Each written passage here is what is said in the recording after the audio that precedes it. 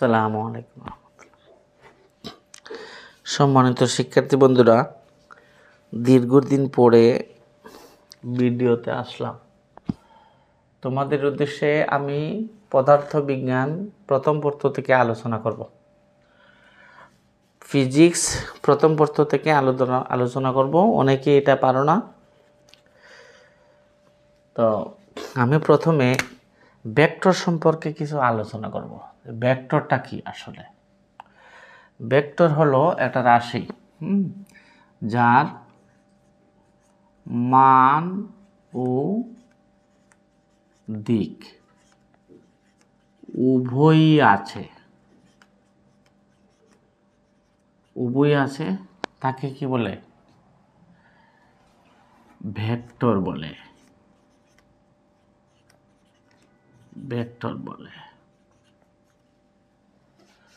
আর যার মান এবং দিক, শুধু মান আছে দিক নেই, তাকে স্কেলার বলা হয়। আমরা ক্লাস 9-এ এটা পড়ছি, এটা আর প্রয়োজন নাই আমি মনে করি এখানে। আচ্ছা,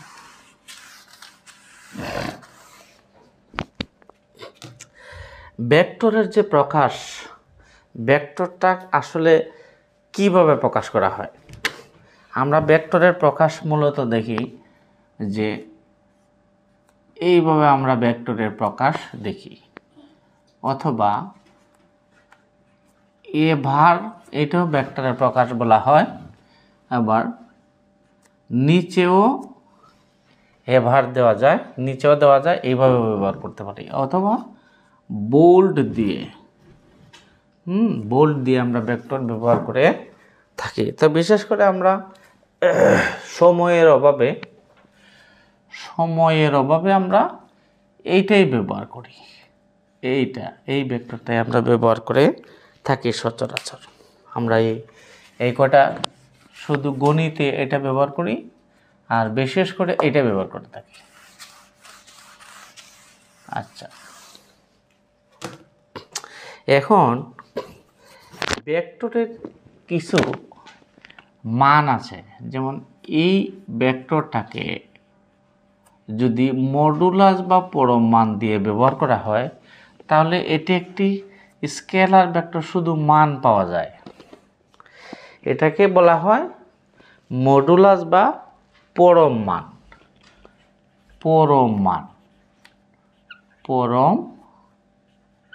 মান, এটাকে পরম মান বলা হয়। আচ্ছা, বেশি সময় আমরা এইটাই ব্যবহার করে থাকি, যে এই মডুলাসটা দিলে এটার মান পাওয়া যায়। এখন বোঝার বিষয় হলো যে কি, আমি প্রথম লিখছি কি এখানে যে একক ভেক্টরটা কি? যে ভেক্টরের মান একক, যে ভেক্টরের মান একক, তাকে একক ভেক্টর বলা হয়। একক ভেক্টর এটা, যে ভেক্টরের, আমি বেশি লিখতে পারবো না, ভেক্টরের মান একক,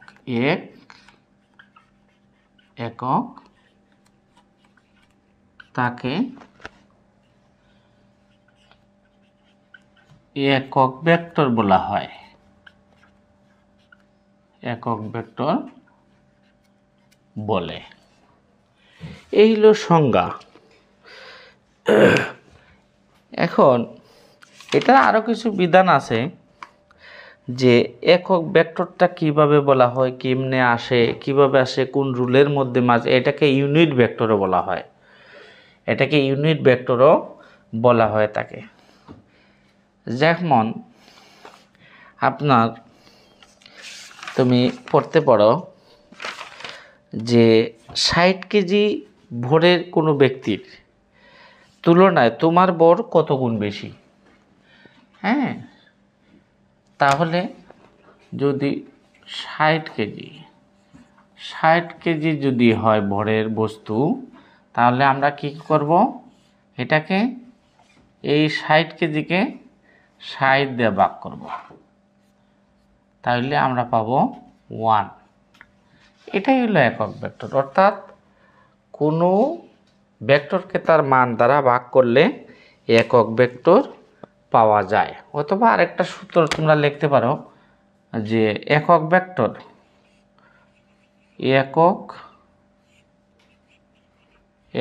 ভেক্টর সমান, এখানে লিখতে পারো ভেক্টর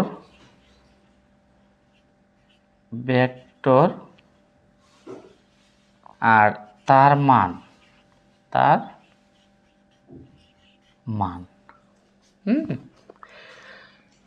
ভেক্টর ডিভাইডেড বাই তার মান ভাগ করলেই একক ভেক্টর পাওয়া যাবে। আচ্ছা, এবার আসেন, বোর্ডে জায়গা কম, আমি অল্পতেই কিছু অল্প বেসিকটা ক্লিয়ার করার চেষ্টা করছি। আচ্ছা, এবার আসেন যে এটা যদি একটা ভেক্টর হয়, তাহলে এটাকে তার মান দিয়ে ভাগ করার পরে পাওয়া যাবে হলো এই ভেক্টরটা। এই ভেক্টরটা পাওয়া যাবে। তাহলে এই ভেক্টর যদি পাওয়া যায়, তাহলে আমরা এখানে লিখতে পারি এইভাবে আমরা লিখতে পারি যে মডুলাস দিলে এটার মান এই। এটা যেটা পাবো আমরা, ওই জিনিসটা হলো এ হেড। এটাকে হেড বলা হয়, AHED হেড। এটাকে হেড বা টুপি বা ক্যাপ যে যাই বলুন, তবে আমরা এ হেড বলি। এই হলো একক ভেক্টরকে প্রকাশের মাধ্যম, প্রকাশের যে রুল, এটাই। আরেকটা বিষয় হলো এখানে আরেকটা বিষয় বোঝার আছে একক ভেক্টরে। এত ইউনিট ভেক্টরটা আসে তো পরীক্ষাতে, একটু বোঝাই। একক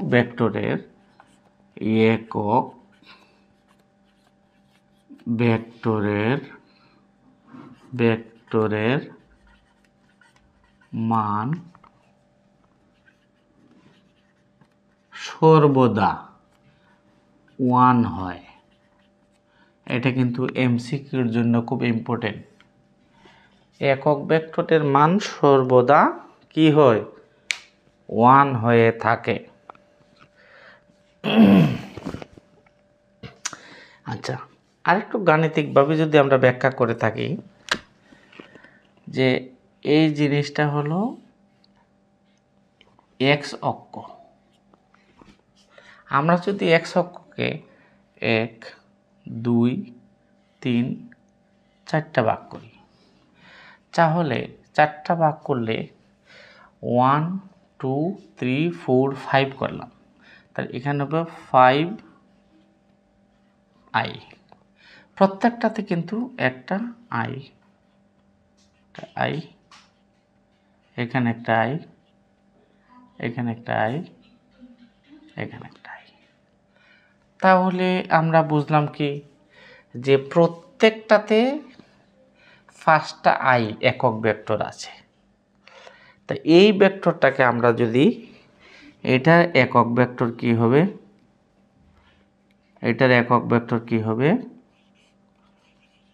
একক ভেক্টর সমান, এটা হবে এইভাবে। ওই যে বলছিলাম কোনো ভেক্টরকে তার মান দ্বারা, তো এখানে কয়টা মান? 5, 1, 2, 3, 4, 5। এই 5 দিয়ে আপনার 5i। এটাকে যদি আমরা ভাগ করি তাহলে আমরা পাবো শুধু 1i। তো 1i তো আর লেখা লাগে না, আমরা শুধু i পাবো একটা। এটাই হলো একক ভেক্টর। এটার ডিরেকশনটা কি হবে?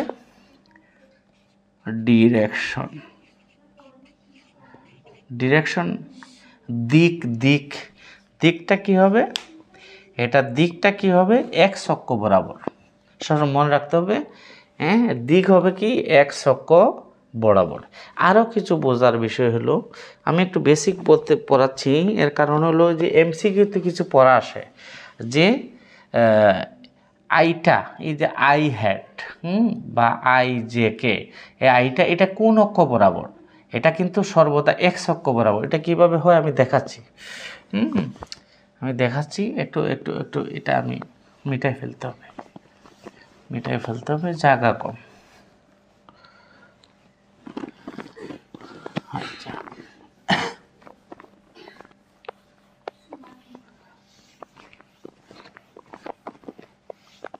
জায়গা কম, একটু বেসিক পড়তে হবে। আচ্ছা, একটা জিনিস মনে রাখতে হবে যে কিছু বিশেষ ক্ষেত্রে বিশেষ দ্রষ্টব্য, যেমন আই একক, আই সর্বদা এক্স অক্ষ বরাবর, এক্স অক্ষ বরাবর। যে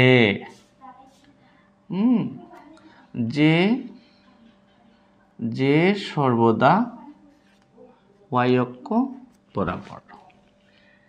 আচ্ছা, আই কে সর্বদা জেড অক্ষ বরাবর। এই জিনিসটা কিন্তু এমসিকিউতে আসে, এগুলো কিন্তু আসে, এটা পরীক্ষাতে আসে। তাহলে এখানে বোঝার বিষয় হলো, এই আই হলো সর্বদা এক্স অক্ষ, জে হলো ওয়াই অক্ষ, কে হলো জেড অক্ষ। আরও বোঝার বিষয় হলো এটা যে এই যে জিনিসটা, এটা যদি এক্স অক্ষ হয়, এই জিনিসটা এটা যদি ওয়াই অক্ষ হয়, আর এই জিনিসটা, এই রেখাটা এটা হবে কি জেড অক্ষ। তাহলে আমরা কি বুঝলাম, এটা 3D স্থানাঙ্ক। এই স্থানাঙ্কের মধ্যে এক্স অক্ষ বরাবর থাকবে আই হ্যাট, এটা হলো জে হ্যাট, এটা হলো কে হ্যাট। তাহলে আমরা কি বুঝলাম সহজে, যে এক্স অক্ষ বরাবর আই হ্যাট থাকে, আর ওয়াই অক্ষ বরাবর জে হ্যাট থাকে, কে অক্ষ বরাবর জেড অক্ষ বরাবর কে থাকে। তাহলে আমরা এখানে সহজে বুঝতে পারলাম। এটা পরীক্ষাতে আসে, এই ছোটোখাটো বিষয়টা এটা এমসিকিউতে পরীক্ষাতে আসে। অনেকেই পোলাপান কী করে, যে না বোঝা, বেজ না বোঝার কারণে তারা এই জিনিসটা বোঝে না, যে একক ভেক্টরের যে রেশিওটা, এটার একটা ইকুয়েশন আছে, ইকুয়েশনটা কীভাবে বের করা যায়। এখানে কিন্তু একটা সমকোণী ত্রিভুজ, এটা যদি করা যায়, এটা একটা সমকোণী ত্রিভুজ, এটা একটা সমকোণী ত্রিভুজ, এখানে আবার ওই যে কী আছে অক্ষের বিষয় আছে, এখানে আবার আপনার হায়ার ম্যাথের কিছু সিস্টেম আছে। যাই হোক, আমরা এত দূর যাব না, আমরা শুধু 3D স্থানাঙ্কের ব্যবস্থাটা একটু পড়তেছি, অল্প বেসিক। বেশি পড়লে তো বই পেয়ে উঠে চলে যাবা। আচ্ছা, আমি মিটাচ্ছি। আচ্ছা, একটু ফলো করো, একটু দেখো। এখন এই যে এই ব্যবস্থাটা আমি দিয়েছিলাম, এটা হলো এক্স অক্ষ, আর এটা হলো ওয়াই অক্ষ, এটা হলো ওয়াই অক্ষ, আর এই জিনিসটা এটা হলো জেড অক্ষ। এখন প্রশ্ন হলো, এটা একটু লম্বা হবে, আর একটু হবে সুন্দর হইতে গেলে। আচ্ছা, এখন এই জিনিসটা হলো, এটা যদি আই হয়, এটা যদি জে হয়, এটা যদি কে হেড হয়, তাহলে এটার সমীকরণটা কি? এটার সমীকরণটা কি হবে? এটার সমীকরণটা কি হবে? এটার সমীকরণটা 3D স্থানাঙ্কের যে সমীকরণ, এই সমীকরণটাও কিন্তু ওই ax ay az এভাবে হবে। যে কল্পতে আমি একটা বোঝাইতে গিয়ে যদি তখন লাগে তো সমস্যা। আমি একক ভেক্টরটা পরীক্ষাতে আসে, এই জন্য আমি একটু বোঝাইলাম বেশি করে। এটা তো ইম্পর্টেন্ট ভেক্টর, ইউনিট ভেক্টর। এখন আসে নাল ভেক্টর। নাল ভেক্টরটা কি? নাল ভেক্টর বা শূন্য ভেক্টর, যে ভেক্টরের মান শূন্য, যে ভেক্টরের মান সর্বদা কি হয়? শূন্য, তাকে নাল ভেক্টর বলা হয় বা শূন্য ভেক্টর বলা হয়ে থাকে। যে ভেক্টরের মান শূন্য পাওয়া যায় তাকে কি বলে? তাকে আপনার শূন্য ভেক্টর বা নাল ভেক্টর বলে। যেমন এটা যদি একটা, এখানে 5 নিউটন যদি বল হয়, আচ্ছা এখানে আরেকটা ভেক্টর যদি এভাবে হয়, তো এটা যদি 5 নিউটন বল হয়, তো দুটো ভেক্টর যদি এইভাবে একটা বস্তুকে হ্যাঁ এদিকে টানছে 5 নিউটন বলে, আর একই বস্তুকে একই বলে বিপরীত দিকে টানছে, তাহলে এখানে কাজ কি হবে? বলটা কি হবে? শূন্য। শূন্যর এখানে ভেক্টর দেওয়া যায়, বলটাকেও ভেক্টর দেওয়া যায়। এই হইল শূন্য ভেক্টর এক্সাম্পল। আচ্ছা, অশূন্য ভেক্টরটা কি? অশূন্য ভেক্টর মানে এটা হলো শূন্য, তাহলে যে ভেক্টর শূন্য না, এটা হলো অশূন্য ভেক্টর। এটা সহজে বোঝা যায়। অশূন্য ভেক্টর হলো যেমন যে ভেক্টরের মান শূন্য নয়, যেমন এটা কি 5/10j, হ্যাঁ 10k, এগুলো প্রতিটা ভেক্টরই অশূন্য ভেক্টর, কারণ দেখাই যায় এগুলো শূন্য না। আচ্ছা, এখন অশূন্য ভেক্টর বিপরীত ভেক্টর কি? শূন্য ভেক্টরে পড়াই নিলাম। আচ্ছা, বিপরীত ভেক্টরটাকে বিপরীত ভেক্টর, বিপরীত ভেক্টরটা কি? বিপরীত ভেক্টর হলো যে প্রতিটা ভেক্টরই সমান, যেমন এ এর মান আর বি এর মান সমান। তাহলে একটা ভেক্টর যদি এটা থাকে এ, একই ভেক্টর যদি বি হয়, তাহলে প্রতিটি ভেক্টর একই সমজাতীয় ভেক্টর পরস্পর বিপরীতমুখী হলে তাকে বিপরীত ভেক্টর বলা হয়ে থাকে। এখন যদি আমি বলি যে এই একটা ভেক্টর একদিকে গেল, আর এই আর একটা ভেক্টর অর্ধেক, এটা কি বি, এটা কি আসলে বিপরীত ভেক্টর না? এখানে এ নট ইকুয়াল টু বি, অর্থাৎ এর মান আর বির মান সমান নয়, অর্থাৎ এটা কি বিপরীত ভেক্টর না। আচ্ছা, আর একটু লেখা যাবে নিচে, বিপরীত ভেক্টর না। সরণ ভেক্টর কোনো রৈখিক পথে যে দূরত্ব অতিক্রম করে এটা হলো সরণ ভেক্টর। সরণ ভেক্টর কোনো একটি বস্তু নির্দিষ্ট দিকে সরণ ও রৈখিক পথের যে দূরত্ব অতিক্রম করে এটা একটা সরণ ভেক্টর। সরণ ভেক্টর হলো, এটা হলো এ, এটা যদি বি হয় আর দিয়ে প্রকাশ করা হয়। সরণ ভেক্টরটা হলো আর দিয়া প্রকাশ করা হয়। অশূন্য ভেক্টর পড়াইছি সরণ। সদৃশ্য ভেক্টর, সদৃশ্য ভেক্টরটা কি? সদৃশ্য ভেক্টর হলো মান সমান না, দিক একই। মান সমান না, দিক একই। এই যে একটা ভেক্টর, এটা যদি এ হয়, এটার মান যদি 4 হয়, তাহলে আরেকটা যদি ভেক্টর হয়, এটা মানটা হবে 2, এটা বি ভেক্টর। দেখা যায়? আচ্ছা, এতটুকু দেখা যায়। এটা হলো কি? সদৃশ্য ভেক্টর। আচ্ছা, এখন আমাদের জায়গা কমার মধ্যে বোর্ড ছোট হওয়ার কারণে বারবার মিটাচ্ছি, তোমরা টাইনা দেখবা। আচ্ছা, এবার আসো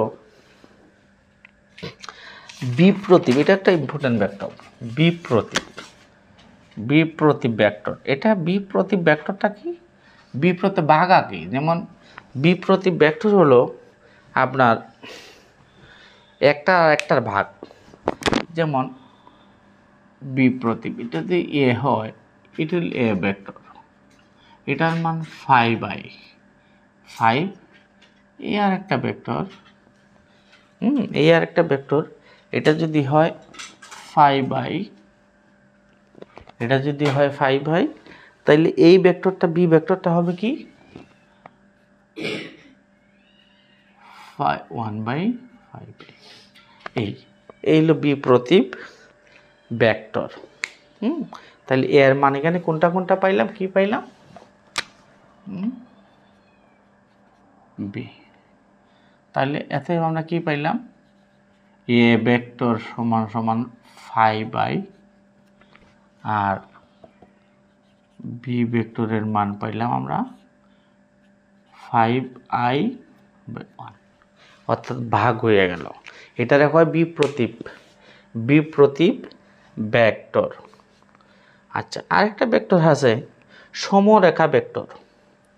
সমরেখা ভেক্টর মানে একই রেখায় যদি থাকে, যেমন একটা রেখা, হ্যাঁ, এই একটা রেখা, তাহলে এই ভেক্টর এভাবে গেল, আবার গেল, এই গেল একই রেখায়, এই একই রেখায়, একটু বাঁকা হয়ে গেছে, একই রেখাতে যদি একাধিক ভেক্টর, 2 বা ততোধিক ভেক্টর যদি একই রেখাতে চলমান থাকে, তাহলে সেটাকে সমরেখা বা সমরেখ ভেক্টর বলা হয়ে থাকে। এখানে আবার আরেকটা ভেক্টর আছে, যেমন সমরেখা পড়াইছি, সমতলীয়। তা সমতলীয় মানে এখানে একটা তল, এটা কি? একটা তল, এটা একটা তল, এটার মাঝে একটা ভেক্টর, এখানে একটা ভেক্টর, এদিকে একটা ভেক্টর, এই পাশে একটা ভেক্টর, একাধিক ভেক্টর, এভাবে। অর্থাৎ একই তলের মধ্যে, একই তলে 2 বা ততোধিক ভেক্টর যদি একই তলে ক্রিয়াশীল থাকে, 2 বা দুইয়ের অধিক একাধিক ভেক্টর যদি একই তলে অবস্থান করে, তাদেরকে কি? সমতলীয় ভেক্টর বলা হয়ে থাকে। আচ্ছা, ভেক্টরের পরিচিতি টুকটাক দিচ্ছি, ভেক্টরের পরিচিতি এগুলো আছে 1 নম্বরের কাঠামোবদ্ধ ওই যে প্রশ্ন সৃজনশীলের আপনার সহজ মানের মধ্যে এটা দিয়ে দেয় আর কি। একটা ছোট্ট একটা ডেফিনেশন দিয়ে দিল। আচ্ছা, এবার আসেন সীমাবদ্ধ ভেক্টর আর অসীমাবদ্ধ ভেক্টর। তা সীমাবদ্ধ ভেক্টর মানে কি? সীমাবদ্ধ ভেক্টর মানে এটা সীমা থাকবে, এটা হলো পি আর এটা হলো কিউ, এখান থেকে শুরু করছে, এই জায়গায় এসে এ ছাড়া আর বেশি যাইতে পারবে না। তার একটা নির্দিষ্ট সীমা বা লিমিটেশন আছে, হ্যাঁ, লিমিট আছে, এই জন্য সে সীমাবদ্ধ। আর অসীমাবদ্ধ ভেক্টরটা কি? সীমাবদ্ধ পড়াইছি। অসীমাবদ্ধ ভেক্টর হলো যে সে নির্দিষ্ট একটা জায়গা থেকে যাবে, নির্দিষ্ট একটা জায়গা থেকে পয়েন্ট থেকে যাবে, এই পি বিন্দু থেকে সে যাবে, কোথায় যাবে কোথায়? ইনফিনিটি, অর্থাৎ ইনফিনিটি,